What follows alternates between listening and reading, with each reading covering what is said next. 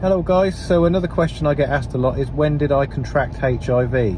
Now I think this is a very difficult question for anyone who's got HIV to answer with any degree of certainty. And for me, I've given it a lot of thought, and I think I contracted HIV in early 2020. Now, why do I think that? Well, I got a very, very bad flu at the start of 2020, around sort of, I think February, March sort of time 2020, and it lasted for about 3 weeks. And it was like nothing I've ever had before. I had it for about a week, had a very bad chest, coughing up all sorts of nasty stuff.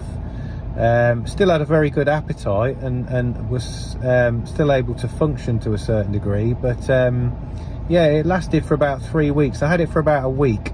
And then I thought it had gone for about 2 or 3 days. I started to feel okay again, and then it came back with a vengeance again. And it took a while to shift. Now, I didn't go to the doctors or anything like that, which I probably should have. But then it eventually cleared up, and then I was okay again. And it wasn't until probably the summer of 2021 that I started to get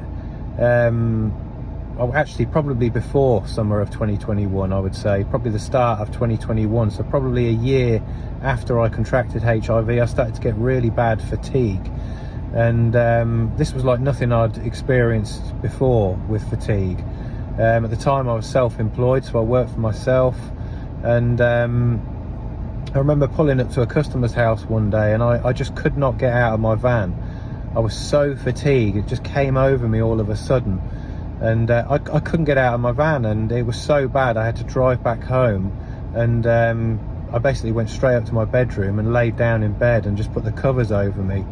And this would come and go, the fatigue. It would come in waves, and then it would go away again, come back and go away again. And yeah, then a multitude of different symptoms would follow after that, which I'll go to in another video. But yeah, that is when I think I contracted HIV, in early 2020. And then it didn't really sort of show itself until about a year later. And that started with fatigue.